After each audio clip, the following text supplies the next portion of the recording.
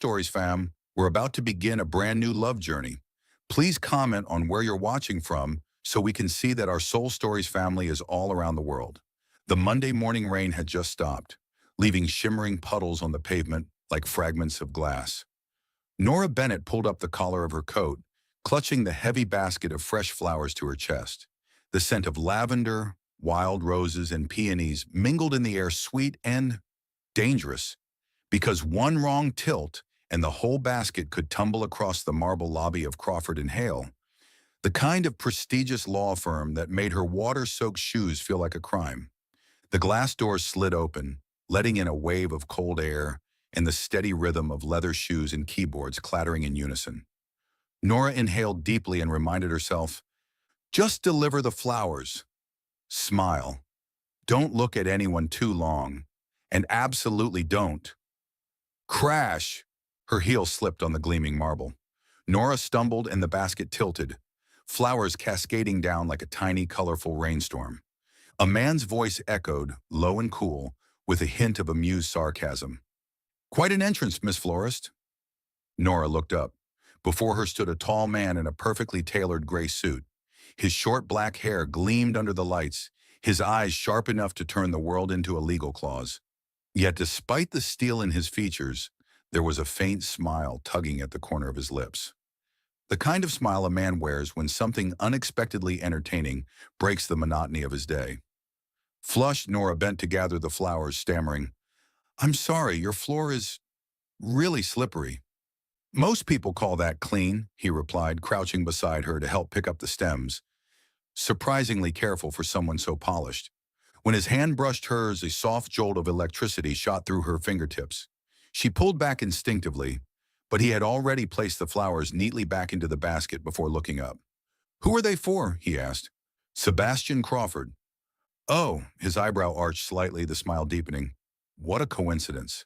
He's the one helping you pick these up. Nora froze. You're? Attorney Crawford, he said easily, as if this sort of introduction happened every day. A pleasure to meet the woman who just turned my office into a garden. Nora bit her lip, suppressing a sigh of embarrassment. Well then, congratulations on having a more fragrant day than usual.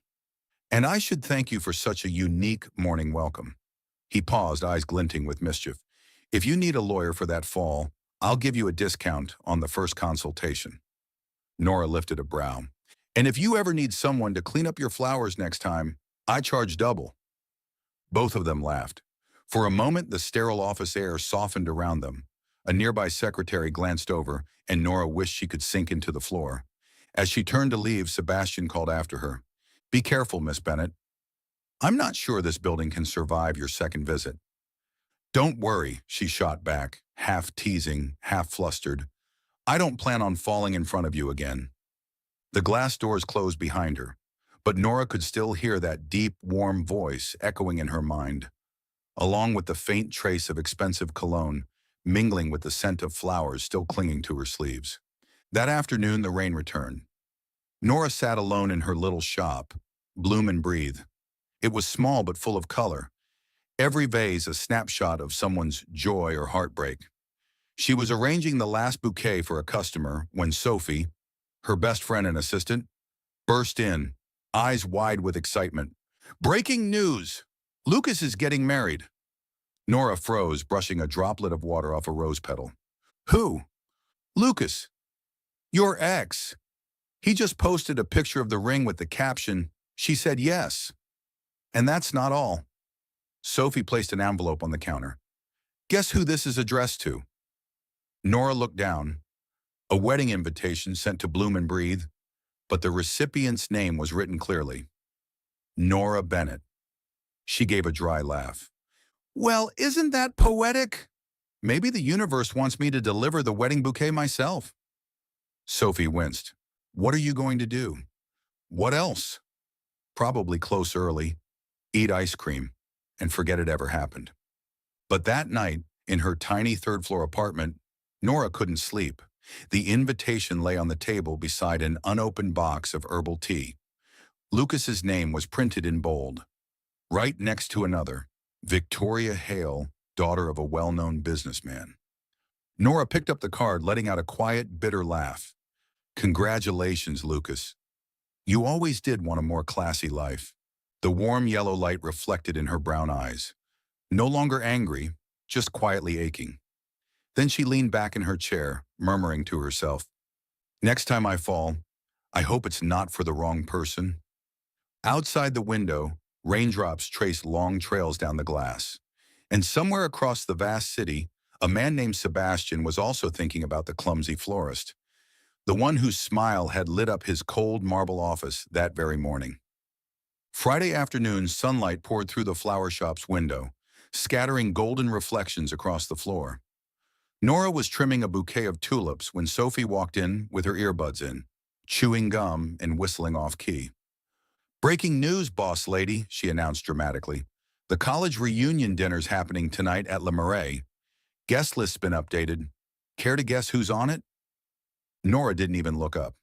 "Lucas!" "Bingo," Sophie sang, dropping onto the chair. "And of course, his picture-perfect bride-to-be, Victoria Hale. That flawless couple probably plans to turn the whole event into a royal debut." Nora gave a faint smile, fixing a broken stem. "I'm not going." "Oh, you are going." Sophie pointed at her like a commander giving orders. "Not to see him, but to let him see you. To show him you're doing great, still radiant, and still making flowers prettier than any of those overpriced roses his fiancée buys. Going alone will only prove I'm still single," Nora sighed, resting her chin on her hand. Sophie leaned across the counter, eyes glinting with mischief. "Then bring a fake boyfriend. Let them see roses still bloom after the storm." Nora chuckled, ready to dismiss the ridiculous idea, when the doorbell chimed. Sebastian walked in, sleeves rolled up, tie loosened, looking tired and dangerously attractive in that effortless way that made people stare. "Good afternoon, Miss Flores," he greeted, voice smooth and steady. "I need a small bouquet, something that would make my mother think I'm in love." Sophie let out a low whistle. "Okay, this is officially divine intervention, Nora." Nora blinked at him, her mind momentarily blank. Then before she knew what she was doing, her mouth betrayed her brain. "Would you pretend to be my boyfriend tonight?" The air froze for 3 seconds. Sebastian's brow lifted, eyes glinting with amusement. "Sorry, did I hear that right? You're hiring me to play a supporting role in your private drama?" "Not hiring, just asking," she stammered. "I need someone to come with me. Someone who'll stop them from pitying me." Sebastian crossed his arms, a faint smirk curving his lips. "A social contract, without profit. Intriguing. But you know, I don't come cheap."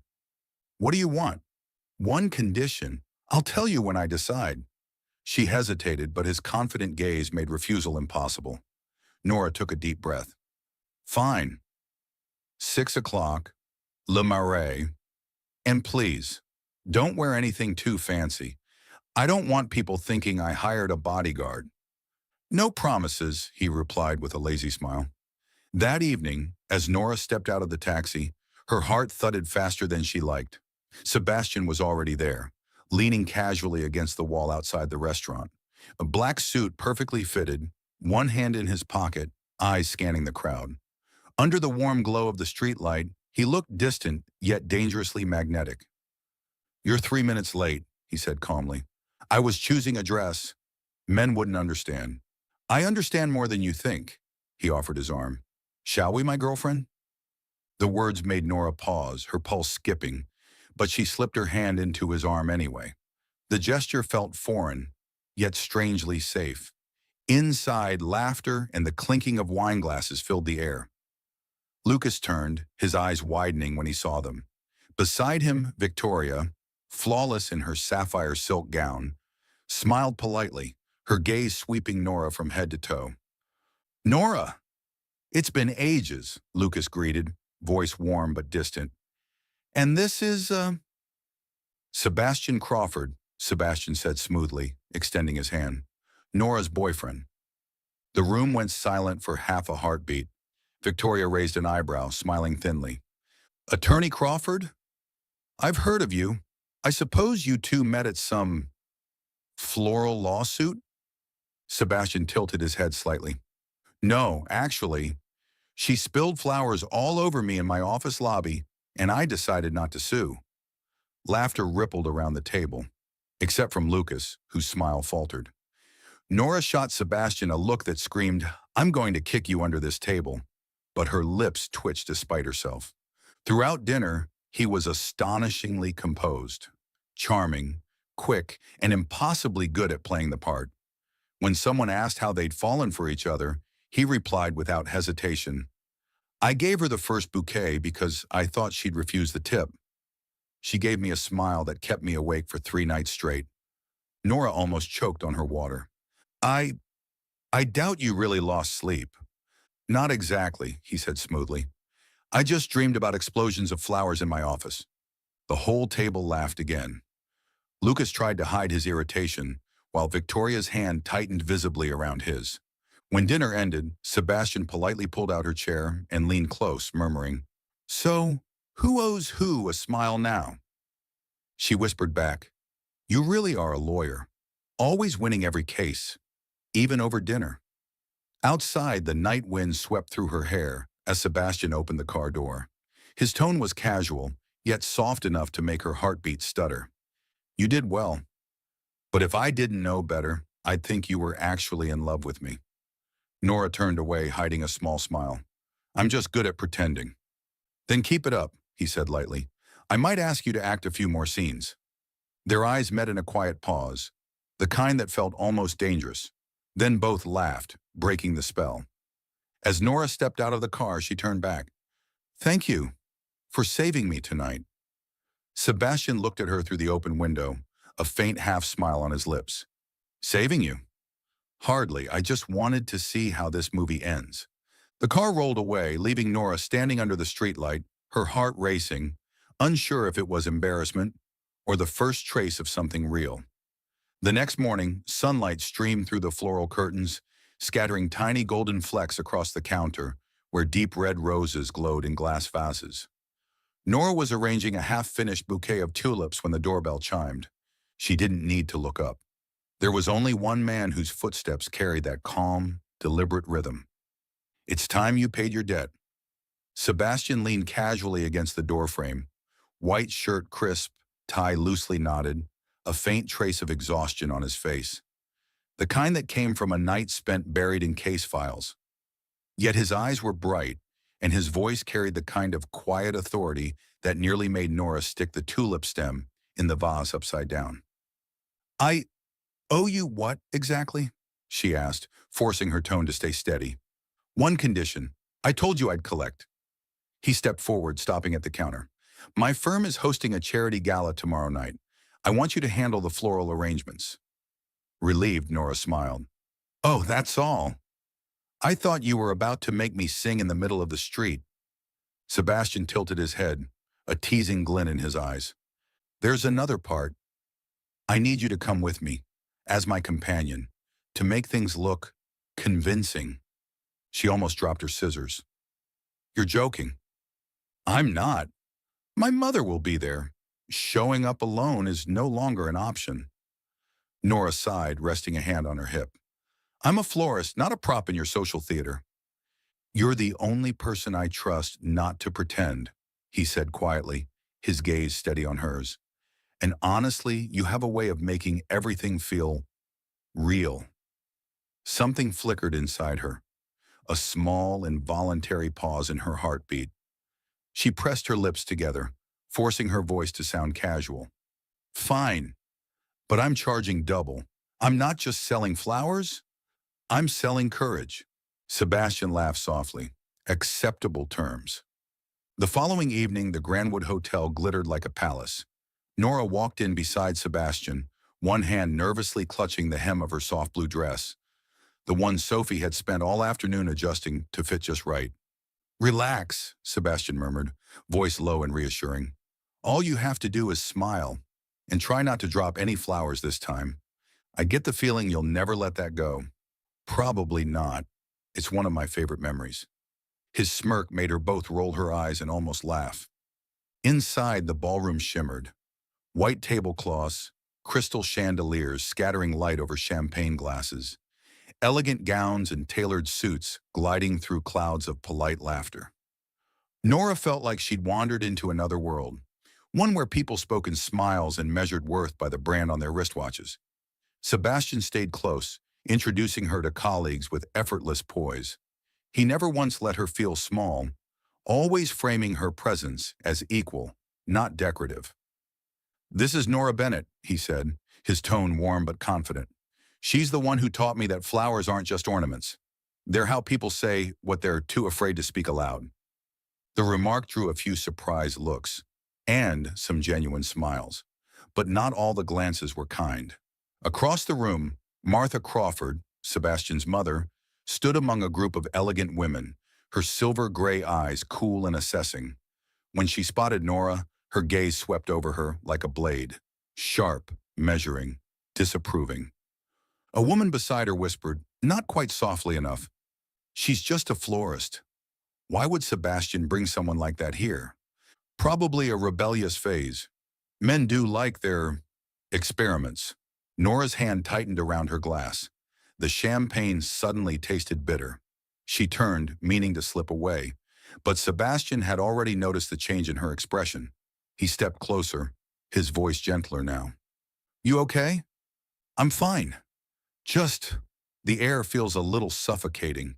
He followed her gaze, saw his mother's poised figure, the polite yet cutting smiles, and sighed quietly. "I'm sorry, I shouldn't have dragged you into this." "It's all right," Nora tried to smile, though her eyes shimmered faintly. "I know I'm just a side character in this elegant play of yours." Sebastian opened his mouth to say something, but she had already set her glass down, nodded politely and turned away. As she disappeared into the crowd, a strange hollowness opened inside him, unexpected and unsettling.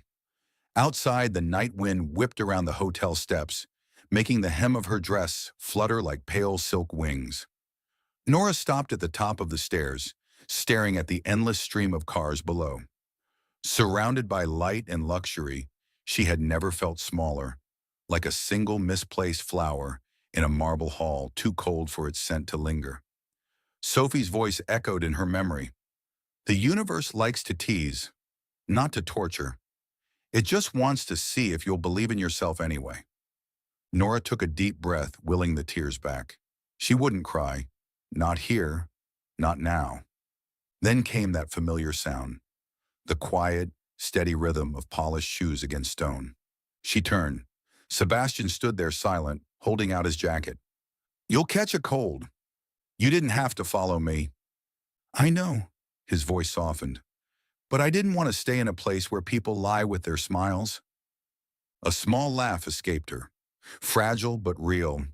"You talk as if you're the outsider here." "Maybe I am," he admitted. "The difference is, I've decided to stop pretending." They stood in silence for a while, the night breeze carrying the faint scent of lavender, from the very arrangement she'd crafted that morning. "I'll come by tomorrow to collect payment for the flowers," she said quietly, her voice light but trembling at the edges. "And I'll be waiting," Sebastian replied, his eyes steady on hers. She turned and descended the steps, his jacket draped over her shoulders, the scent of his cologne mingling with the faint sweetness of blooms. That night, Nora understood something she hadn't before. Some distances aren't measured by wealth, but by pride and the fragile kind of faith it takes to bridge them. 2 days had passed since the gala. Sebastian could still see her, Nora in that soft blue dress, walking out of the grand hall as the light fell across her shoulders and the night wind lifted a few loose strands of hair around her face. The quiet strength in her expression haunted him more than the hurt she tried so hard to hide. He waited, the next day and the one after that. No messages, no calls, no Nora coming to collect her payment as promised. By Monday afternoon, he finally shut his laptop, loosened his tie, and grabbed his car keys. Henry, his colleague, looked up from his desk and grinned. "Where are you off to looking that serious? Got a tough case to settle?" "No, just someone who's still refusing to talk." "Someone?" Henry raised a brow. Sebastian didn't answer, only closed the office door behind him. Henry chuckled. "If you're going after that florist, I'd bring a shield. She doesn't look easy to win over." Sebastian shook his head, but a faint, involuntary smile tugged at the corner of his mouth. The Bloom and Breathe flower shop was unusually quiet that day. The open sign hung crooked. A few wilted petals lay scattered across the floor.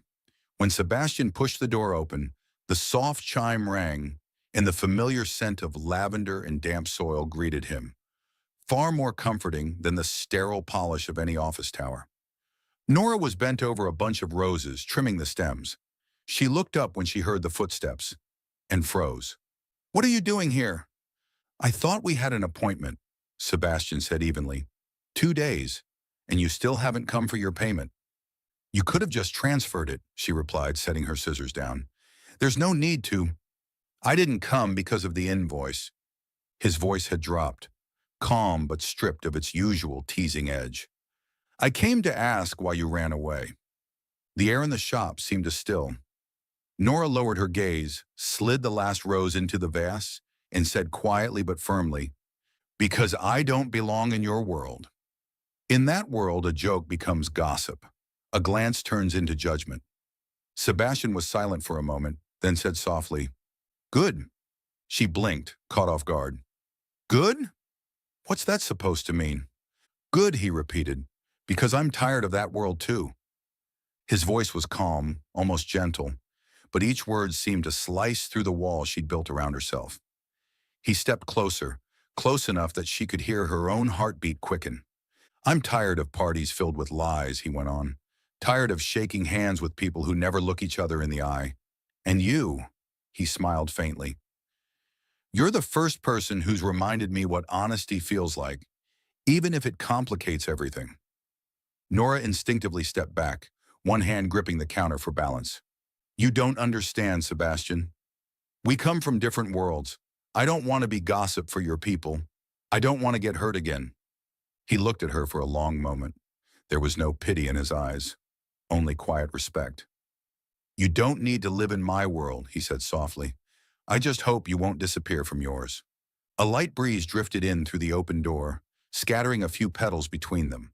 The afternoon sunlight slanted across the room, resting on their shoulders. The space between them barely a meter, yet wide as an ocean. Sebastian's voice was low and sincere. "I don't know what this is between us, but I know that when you walked out that night, the music stopped. And I realized I don't want to get used to that silence." Nora said nothing. Her throat tightened. Her heart was racing. But she still managed a faint, practiced smile, the kind that tried to hold steady against the tremor of emotion. "You should go, Mr. Crawford. I still have flowers to arrange." He smiled slightly as if about to argue. But before he could, there was a loud crash. Sophie burst out from the back room, holding a tray of drinks. She'd slipped, and an entire vase went tumbling to the floor. Water splashed everywhere, flowers rolling across the tiles. "Oh my God, I didn't mean to." Sophie panicked, then looked at the two of them, frozen mid-conversation. Sorry for ruining your dramatic movie moment." Sebastian chuckled under his breath, crouching to pick up a few stems. "She really does have perfect timing." Nora knelt beside him, reaching for the same lavender branch. Their fingers brushed. She pulled back instinctively, but not fast enough. Their eyes met, close enough for her to feel the warmth of his breath mingling with hers.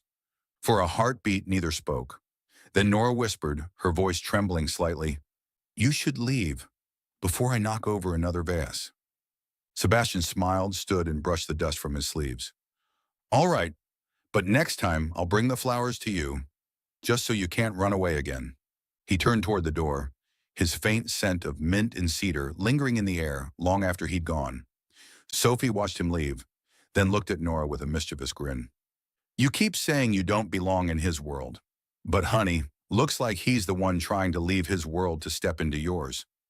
Nora glanced toward the door where Sebastian had disappeared. Outside, raindrops began to fall, tapping softly against the window pane. She reached out to touch the vase he had helped her fix, a strange warmth rising in her chest, equal parts comfort and fear. She whispered under her breath, "If only he knew. I'm starting not to want to run anymore." Ever since the day Sebastian showed up at her flower shop, an unspoken agreement had taken root between them.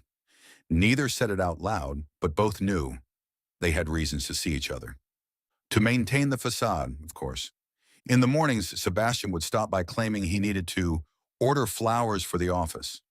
By noon, he'd appear again with coffee, insisting he was just passing by. And by late afternoon, he'd somehow return, this time to practice flower arranging. Nora would look at him, half amused, half exasperated. Are you sure you're a lawyer, or are you secretly changing careers? I just want to understand my client better, he said with that calm, teasing tone. After all, you're selling flowers to me. That sounds awfully suspicious, Mr. Crawford, he chuckled, voice low and rich. I meant it in the most beautiful way possible. In the afternoons that followed, they would tidy the shop together. Nora taught him how to tell genuine roses from hybrid ones, how to cut the stems at an angle so they'd stay fresh longer. Sebastian held the shears awkwardly, managing to spray water everywhere. You just murdered that rose, she scolded, shaking her head. I thought negotiating contracts was hard, but cutting flowers is war. Flowers don't need conditions, just a gentle hand. And I'm not exactly known for being gentle with anything. That's why you need me. The words slipped out before she could stop them. Both went silent. Sebastian's eyes softened, deep, warm, and searching. Nora quickly looked away, pretending to rearrange the vase. The more they saw each other, the blurrier that thin line between pretending and something real became. One rainy afternoon, Nora sat at her counter, a frown creasing her forehead as she stared at a pile of bills. When Sebastian walked in, he immediately noticed her expression. Landlord trouble again? He's raising the rent by 10%, she sighed. I read the contract, but it's all legal jargon. All I understand is that I'm about to lose half my profit. Sebastian pulled out a chair and sat across from her. Let me see it. He skimmed through the pages, eyes narrowing slightly, then tapped his finger on a small line at the bottom corner. Clause 7B, he can't increase the rent as long as you keep operating under 50 square meters and don't change the shop sign. It's just a scare tactic. Her head shot up. Wait, seriously? So I don't need to sign a new lease? Exactly. And if he keeps pushing, I'll send him a friendly reminder. Friendly, as in lawyer style? No, he smirked. Friendly, as in you have a lawyer friend. Nora laughed, a bright, effortless sound that felt like sunlight breaking through clouds. I have to admit, this is the first time I've ever found lawyers useful. And I just discovered florists can make a gray day feel worth living. Their eyes met. No teasing, no guardedness. Just quiet warmth. One evening, Nora received a big order, decorations for a VIP birthday party, and needed an extra pair of hands. She didn't even stop to think before calling him. Are you free tonight? I need someone who can hold scissors without decapitating flowers. I can try, but I charge by the hour. You'll be paid in cake and chamomile tea. Deal. He arrived right on time, sleeves rolled up, helping her sort stems by color. They worked side by side until late, laughter mingling with the soft snip of scissors. You know, Nora said while trimming a lavender stem, they say lavender represents faith. It's often used in weddings. What about white roses? New beginnings. And red roses. I know those. He smiled, eyes glinting playfully. Don't even think about it. Red roses stand for love. Real love, not pretend. Then maybe we should avoid those. Probably, but when she bent down to grab another bunch of flowers, their shoulders brushed. Light as air, yet it froze them both. Neither moved. The golden light from the ceiling cast a soft glow across the room, reflecting in their eyes. Sebastian looked at her quietly, voice low, intimate. I thought I knew where the line was. And now, Nora asked softly, unable to meet his gaze. Now, I'm not sure I want to find it again. She gave a shaky laugh. Sebastian, we're just keeping up appearances. Do you really believe that? The room fell silent except for the gentle patter of rain outside and the uneven rhythm of two hearts trying not to collide. A breeze slipped through the window, making the lavender petals tremble. Nora opened her mouth, ready to change the subject, when Sebastian suddenly smiled and spoke in a lighter tone. You know, this bouquet looks perfect. I think I'm officially skilled enough to open a side business. Oh, as in a law firm flower shop hybrid? Exactly. They both laughed. Not pretending, not deflecting, just laughing, letting the quiet tension dissolve into something warm. Yet neither mentioned what had almost happened, and both knew something had shifted all the same. When Nora walked him to the door, the rain had softened into a fine drizzle. Sebastian held up his umbrella, turning back to her with a half smile. I'll come by tomorrow. To practice flower arranging? No. To see how long you plan to keep hiding behind this facade. She bit her lip, saying nothing. The door closed gently, but her heart stayed open. For the first time, truly open. In the golden light of her little shop, Nora rested her hand on the unfinished lavender bouquet and whispered to herself, maybe that facade cracked a long time ago. Soul Stories fam, if you're watching on another channel, come home to us at Soul Stories, where tens of thousands of listeners and sharers come together. That morning, Nora was arranging yellow tulips into neat trays, still carrying the soft afterglow of those evenings spent arranging flowers beside Sebastian. Everything seemed peaceful, until Sophie burst through the door, breathless, clutching a folded magazine.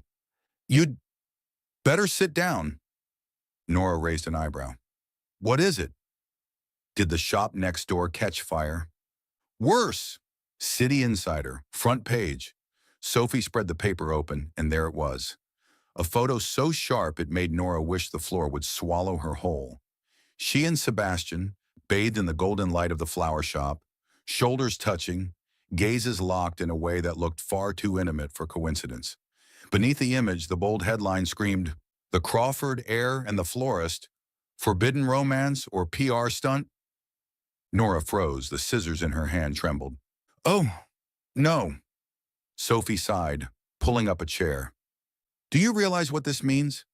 His family, the press, your clients? As if on cue, the shop phone rang. Nora answered, and Mrs. Fairchild's familiar voice, one of her most loyal and wealthy clients, came through tight and icy. Nora, I've always admired your work, but under the circumstances, I think it's best to cancel my order.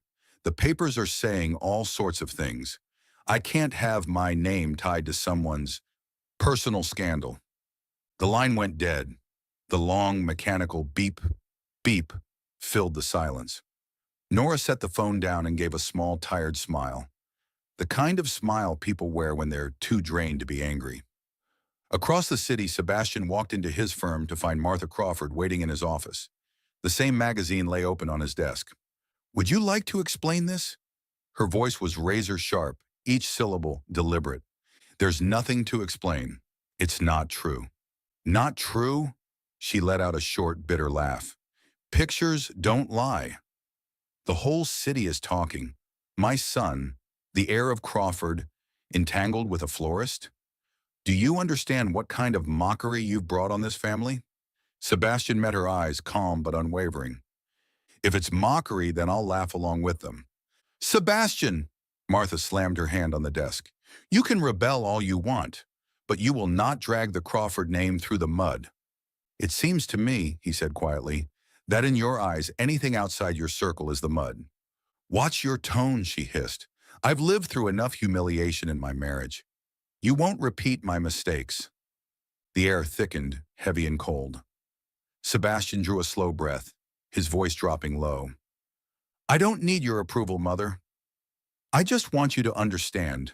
The only people who should feel ashamed are the ones who judge others by where they come from. He turned and walked out, leaving Martha frozen in fury and disbelief. That afternoon, Nora was quietly rearranging the bouquets that had been canceled when the door opened again. Sebastian stood there, his expression steady, though his eyes betrayed a flicker of concern. I'm guessing you've seen the papers. Good guess, Nora said dryly. I just lost 2 clients. One accused me of climbing the social ladder, and the other said she doesn't want to be dragged into my scandal. Sebastian stepped closer, voice calm but firm. I'll take care of it. I can call the editor, demand they retract. No. Nora's tone was sharp, almost tired. The more you intervene, the worse it gets. People will say I'm using you to get attention. Maybe that's all they see when they look at me. Don't say that. Why not? It's true, isn't it? I thought I was strong enough to handle gossip. Turns out I'm not afraid of losing business. I'm afraid of dragging you down with me. Sebastian fell silent. The frustration in his eyes wasn't for her. It was for the cruel logic of the world between them. He tried to meet her gaze, but she looked away. We started this with a lie, Nora whispered, and maybe it's time we end it before it hurts us both. End it? His voice cracked, the first hint of pain breaking through his composure. Yes, she said softly, forcing the word out. Let's end this pretend relationship. Thank you for everything, Sebastian, but the act should stop here.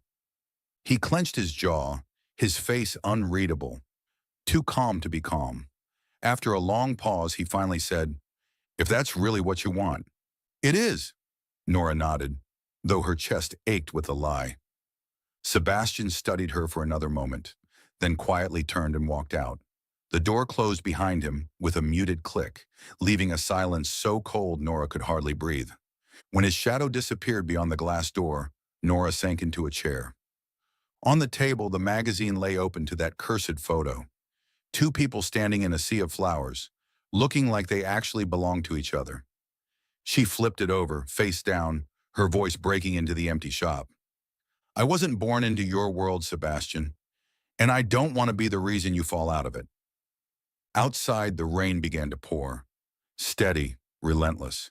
And somewhere between those gray raindrops, a fragile love that had barely begun was forced into silence, drowned out by the noise of a world that cared too much about where people belonged. The rain had been falling since late afternoon, heavy, relentless, beating down on the glass roof of Bloom and Breathe until the tiny letters on the shop sign blurred into nothing. Where flowers find what they long to say. Inside, Nora was packing the last bouquets of the day. No customers, no laughter, only the sound of rain and the faint scent of lavender hanging in the air.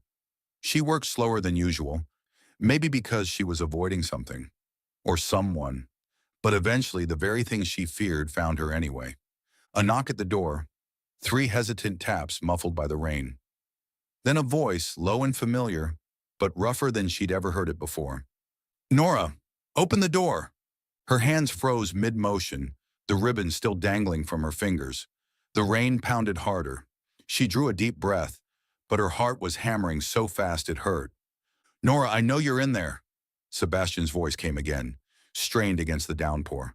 I just need a minute. Then I'll leave. She moved closer to the door and peered through the fog glass. He stood outside, drenched to the bone. No umbrella, his shirt clinging to his frame, his dark hair plastered to his forehead. His eyes, however, were clear and steady, carrying the same storm that raged above him. What are you doing here? She called out, her voice trembling just enough to betray her. Sebastian didn't answer right away. He took a slow breath, then spoke, voice low, but unwavering. I once pretended, just to help you save face. But now I'm the one losing mine, begging you not to walk away. The words hit her like a sharp gust of wind, cutting through air, through pride, through the fragile shell she'd built around her heart. Sebastian, don't. You don't have to, she faltered. We already agreed. I don't want you getting hurt because of someone like me. He stepped closer, rain cascading down his shoulders, yet he never broke eye contact. Someone like you. His lips curved in a bitter half-smile. If the world had more people like you, maybe I'd still believe it was a decent place. Please stop. I can't. His voice cracked. Part anger, part ache. From the start, I thought I was acting, playing along for the sake of appearances. But the truth is, I've just been trying to hide what I really feel. Every time you smiled, I wanted to step closer, but I was afraid you'd step away. And now, he paused, lowering his voice to a whisper drowned by the rain. Now I realize I have nothing left to lose, except you. Nora's throat tightened. All the words she'd rehearsed to keep him at a distance dissolved on her tongue. She could only look at him, this man standing in the storm, still trying to smile through the heartbreak. You're imagining things, Sebastian, she whispered. You just feel sorry for me, that's all. Sorry? He let out a low, breathless laugh. If this is pity, then why does it hurt so damn much to watch you walk away? Nora's hands clenched. She wanted to open the door, to hand him an umbrella, to say something that might ease the ache in his voice, but every step toward him meant dragging him further from the world he belonged to, and she wasn't brave enough to be the reason he fell. Sebastian, please go, she said softly. You can't stand here forever. I'll go, he murmured, but you need to know one thing first. He took a slow breath, eyes never leaving hers. I wasn't pretending anymore. The words weren't loud, but they echoed, through the rain, through the glass, straight into her chest. She turned her head, tears blending with the rain streaking down the window pane. Without another word, she slowly closed the door. The soft click of the latch sounded like the breaking of something fragile and irreplaceable. Sebastian stood there for a long time. The wooden door had become a wall between two worlds, the one he knew and the one he wished he could stay in. The rain kept falling, soaking him through. His shirt clung cold against his skin, his shoes heavy with water, but he didn't move. He just stood there, eyes closed, letting the storm drown out everything except a single looping thought. I wasn't pretending. And for the first time in his life, Sebastian Crawford, the man who had always believed emotion was weakness, understood that losing face was nothing compared to losing the one person who made him feel alive. Inside the shop, Nora leaned against the door, her hands still resting on the cold metal handle. She listened, to the rain, to the fading rhythm of his footsteps, until there was nothing left but silence. She lowered her head, a quiet sob breaking through. If you only knew, I wasn't pretending either. But there was no answer, only the scent of lavender lingering in the air, and the sound of rain outside, a storm in the sky, and another just as fierce in her heart. 3 days had passed since that stormy night, and still Sebastian hadn't reached out. Nora tried to focus on her work, trimming petals and arranging blooms with practiced care. But every time she looked toward the door, she saw him, standing in the rain, his eyes steady, his voice echoing in her memory. I wasn't pretending. She tried to forget, but her heart refused. Across the city, high above the streets where people hurried beneath umbrellas, Sebastian sat in his glass-walled office at Crawford and Hale. From there, he could see the old Midtown district, the small neighborhood where Bloom and Breathe stood quietly, like a patch of color in a city that was turning gray. A thick folder sat on his desk marked Midtown Block C Redevelopment Project. Henry walked in, dropping a cup of coffee beside him. Congratulations. You've just been assigned the biggest case of the year. Alton Construction wants us as their lead counsel.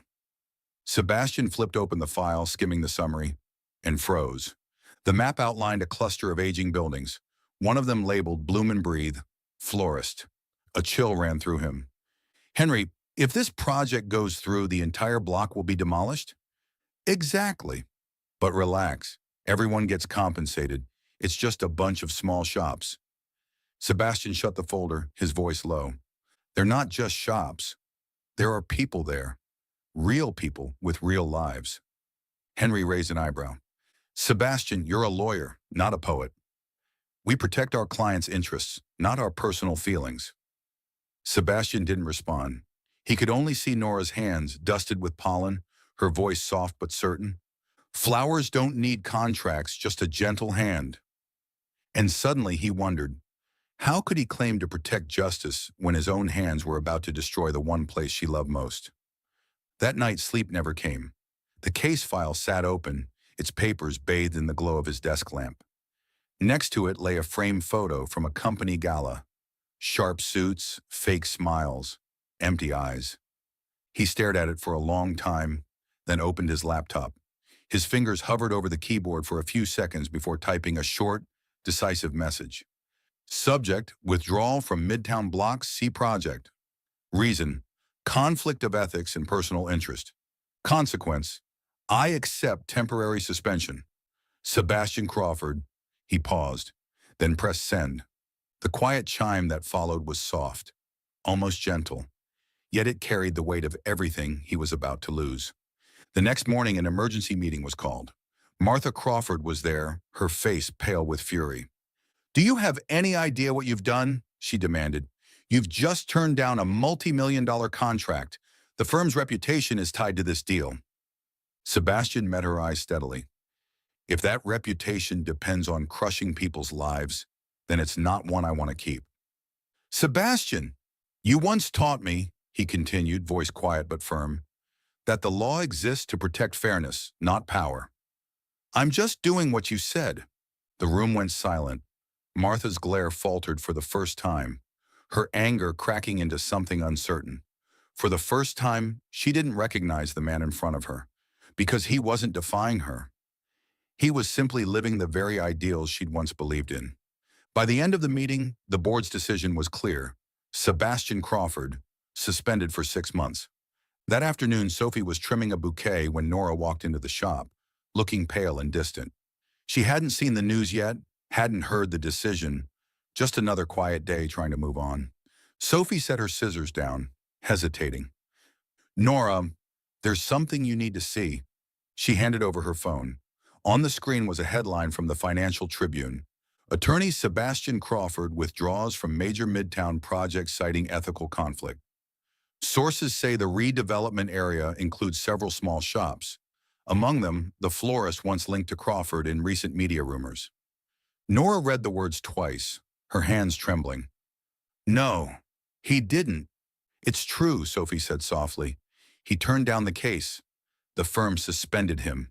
He gave up everything, just to keep this block, your shop, safe." For a moment, the world stood still. Then Nora set the phone down, her voice barely a whisper. "He's insane. He shouldn't have done that. Or maybe he's just in love," Sophie murmured gently. "So much that he stopped caring which side of reason he was on." Nora turned toward the window. Outside, the sky was impossibly clear, a rare stretch of blue after weeks of rain. Her reflection wavered on the glass, framed by rows of red roses in full bloom. She reached out, brushing one petal with her fingertips. Her voice trembled. "He once said red roses stand for true love. Maybe this time he was right." That night, the shop was quiet again. The scent of lavender filled the air. Nora sat alone at her work table, the faint hum of the city beyond her window. "Sebastian," she whispered, "you gave up everything to save this place. But you don't know. You're the one thing I'd give up everything to keep." Outside, a gentle breeze stirred the flowers.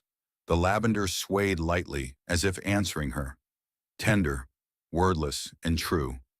The sky was still pale, the sun hiding behind a row of old buildings. The early breeze carried the cool dampness of last night's rain and the faint scent of wet grass. Nora stepped out of the taxi, pulling her scarf tighter around her neck, her hands still trembling slightly. The city's flower market was already alive, bustling, warm, and vibrant, like its own little world. Voices overlapped in cheerful chaos, sellers calling out prices, the snip of shears cutting stems, laughter echoing between stalls. The air was rich with the fragrance of carnations, lavender, and white roses, weaving into one intoxicating harmony.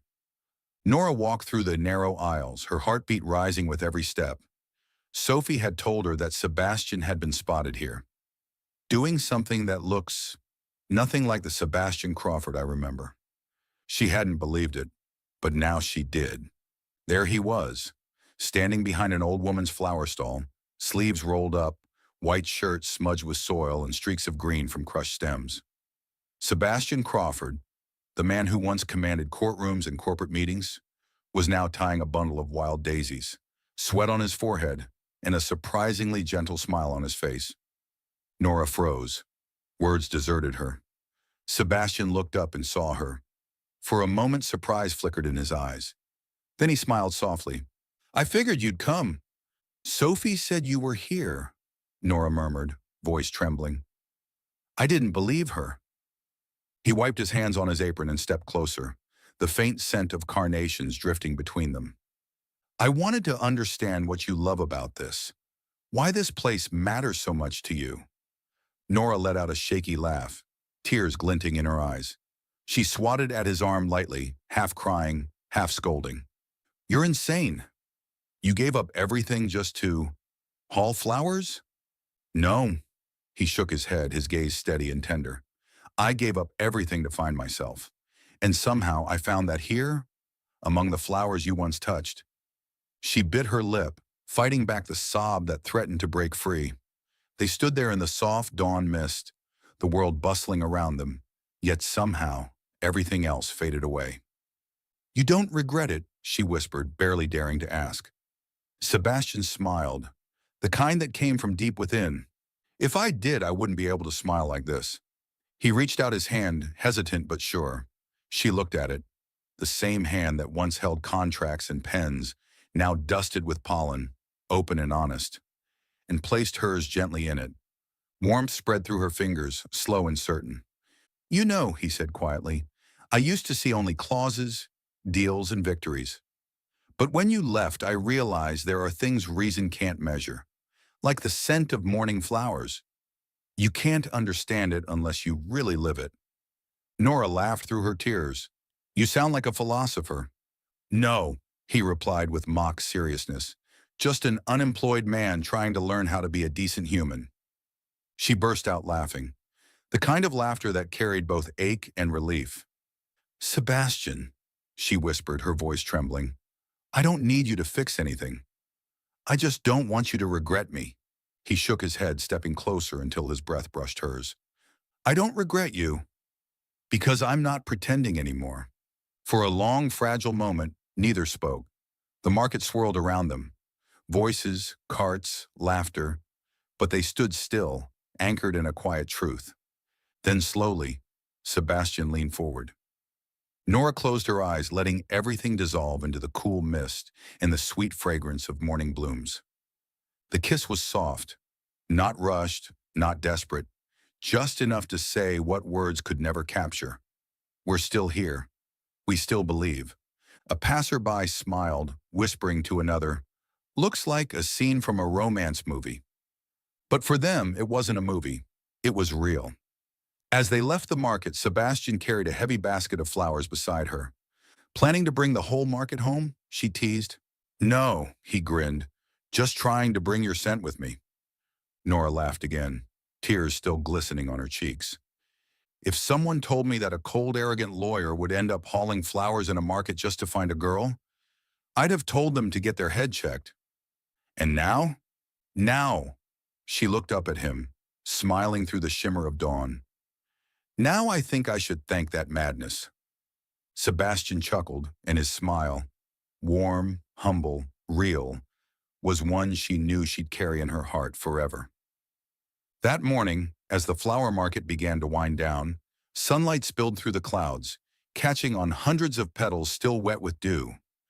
Down the quiet street, a small flower shop stood waiting to open its doors again, and in Nora's heart, spring had already returned. Blooming anew beside the man who stood next to her, hands dusted with pollen, eyes filled with a sincerity that needed no words at all. That afternoon, sunlight fell softly through the glass windows of Bloom and Breathe. Nora was rearranging a basket of wild daisies when the bell over the door chimed. She looked up and froze. Standing at the entrance was Martha Crawford, the woman Nora had once only dared to glance at from afar during the gala. Gone was the shimmering gown, the sharp eyes that commanded a room.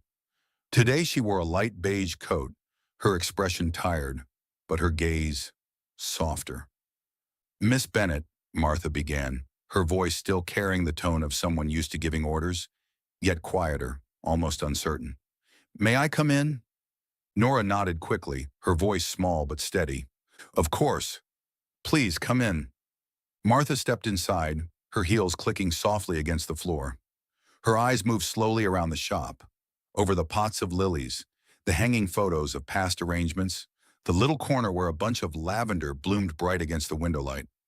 This, she murmured, is the place that changed my son. Nora hesitated, unsure what to say. She wiped her hands nervously on her apron. If you came to talk about Sebastian, No, Martha interrupted gently. I came to talk about myself. Her tone was calm, but it held a weight Nora didn't expect. She walked toward the lavender and traced a petal with her fingertip, as though touching a memory. You know, she said quietly, when I was young, I was an outsider too, to the Crawford family. Nora blinked. I was born into an ordinary family. When I married my husband, his relatives looked at me the same way I once looked at you. A faint, rueful smile touched Martha's lips. It was a cold, fearful kind of gaze. Because people fear the parts of themselves they've tried to bury. Nora stood silent. There was something trembling in the older woman's voice. Not command, but confession. After my husband died, Martha continued, her eyes distant, I swore I'd never let my son pay the same price for love. So when I saw him with you, I reacted as though you were a threat. But the truth is, I was trying to protect him from walking the same lonely road I did. A road of whispers and isolation. Silence filled the room. The kind that wasn't heavy, just honest. Nora set down the vase she was holding. Her voice when she spoke was soft but certain. I understand now. You never really hated me, Mrs. Crawford. You were just afraid. Martha looked at her, surprised for a moment, then slowly nodded. Yes, afraid my son would choose his heart over his reason, afraid he'd regret it, like I once did. Nora smiled faintly, and somehow the air between them warmed. But he's not like anyone else, she said. Sebastian doesn't choose between heart and reason. He simply chooses what he believes in. Martha didn't reply at once. Her gaze softened. A flicker of something fragile breaking free beneath years of pride. Nora took a step closer, her tone kind but firm. Happiness isn't something we earn by being worthy enough. It's something we build together. If we only hold on to what we think we deserve, none of us will ever be truly happy, will we? Martha looked at her for a long moment. In her eyes, something began to thaw, a quiet surrender. She exhaled, and the smallest, most genuine smile curved her lips. You sound exactly like the woman I once wished I could be. Nora's throat tightened. She lowered her gaze, whispering, Thank you, but if you tell Sebastian that, I think he'd be even happier than I am right now. I will, Martha said softly. But first, I need to tell you something. That I was wrong. Nora's eyes widened. For a woman like Martha Crawford, those 3 words meant more than any apology could. I've spent too long judging people by value and reputation, Martha said, her voice trembling slightly. I forgot that there are some people who make the world better simply by being in it. My son found that in you. Nora's eyes shimmered. Then please, don't be angry with him anymore.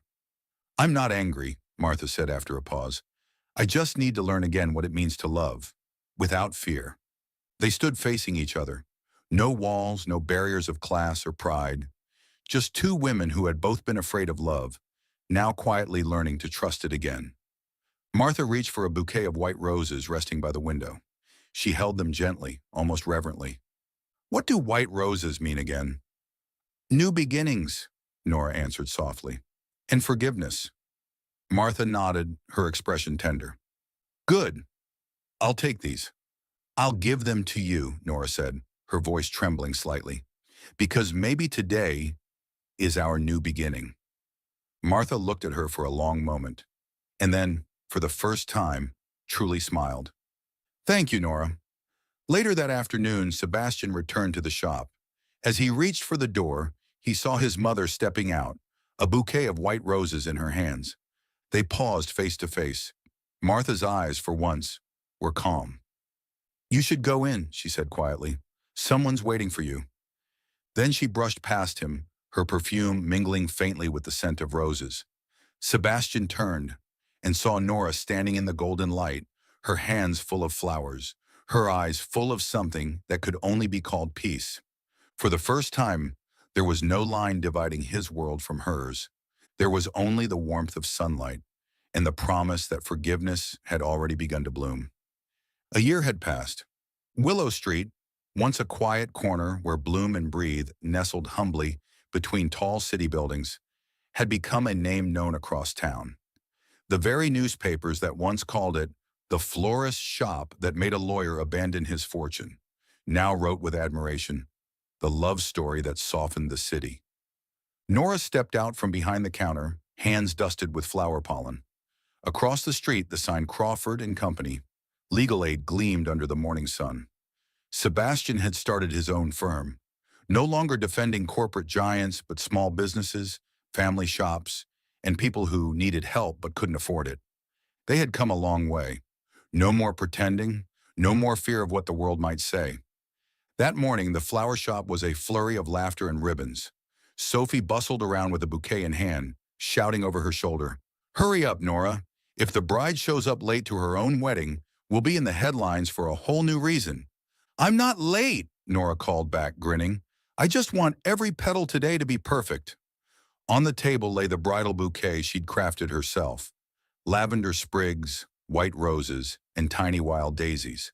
Simple, fragrant, and full of meaning.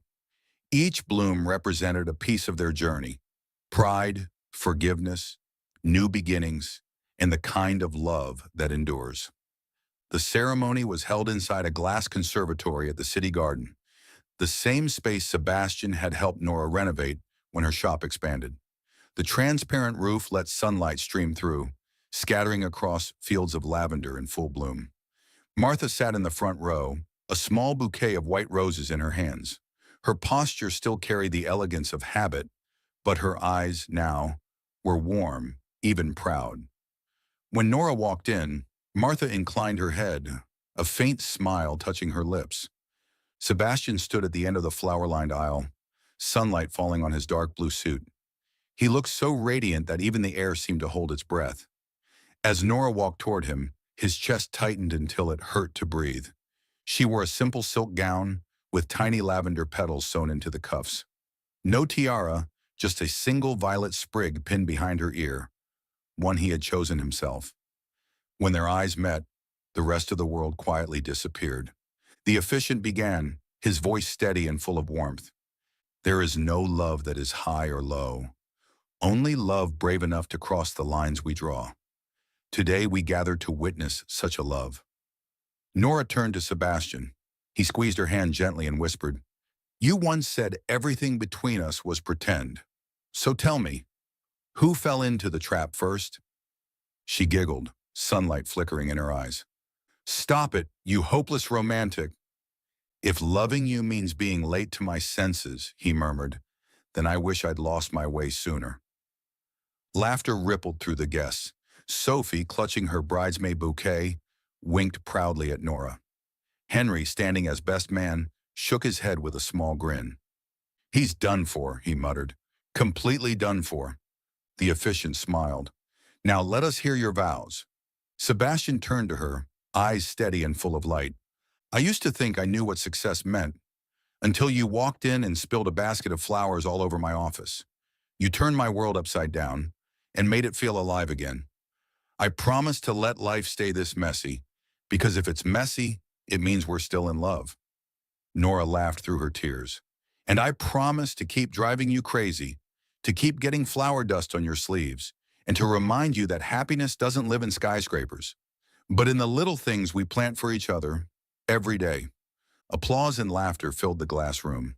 Then, as the officiant said, "You may now kiss the bride," Sebastian leaned down and kissed her, softly like the brush of a petal, and the entire conservatory went silent. In that moment, there was nothing but the rhythm of two hearts and the scent of lavender blooming in the sun. Later, under the garden trees, guests raised their glasses in celebration. Martha approached Nora, touching her shoulder lightly. "We cannot choose where we come from," she said, her voice quiet, "but we can choose where we stay. And today, I'm glad my son chose to stay with you." Nora clasped her hand, eyes shining. "Thank you." "No," Martha replied, her lips curving gently. "Thank you for bringing his smile back." Across the lawn, Sophie was leading a group of guests to toss the bridal bouquet. The lavender petals scattered in the air, glinting like tiny sparks in the sunlight. A young woman caught it and shrieked with joy as laughter rippled across the garden. Sebastian glanced at Nora, amusement in his eyes. "Looks like the universe just started another love story." "Maybe," she whispered, resting her head on his shoulder, "because it believes love always finds a way, even in the driest soil." As the sun dipped lower, the conservatory glowed in golden light. Nora and Sebastian walked hand in hand through rows of blossoms, the same flowers they'd once planted together. Lavender, white roses, and wild daisies swaying gently in the evening breeze. "You know," Sebastian said, glancing around, "the first day you walked into my life, you threw everything into chaos." She smiled. "And you've spent every day since trying to clean it up?" He shook his head. "No, I never wanted to, because I realized something. Love doesn't need to be neat. It just needs to be real." She laughed softly, resting her palm on his chest. "Real like this heartbeat?" He leaned closer. "Real like your eyes right now." They kissed, surrounded by laughter, by flowers, by the last light of day. The photographer caught the moment. Nora in her white dress, Sebastian leaning in, petals swirling like rain around them. And in that frame, time stood still. Outside, twilight fell gently on Willow Street. The sign of Bloom and Breathe glowed in soft gold, next to the modest plaque of Crawford and Company. Legal aid. Two worlds once thought too different now stood side by side, built not on perfection, but on faith, kindness, and a love that refused to pretend. In the final light of the setting sun, Nora whispered as they turned to go home, "See? Even the city blooms when we believe in it." Sebastian smiled, wrapping an arm around her shoulders. "And in us." Behind them, the wind stirred the lavender fields, endless, fragrant, and full of life, as if to promise that love, once true, never fades.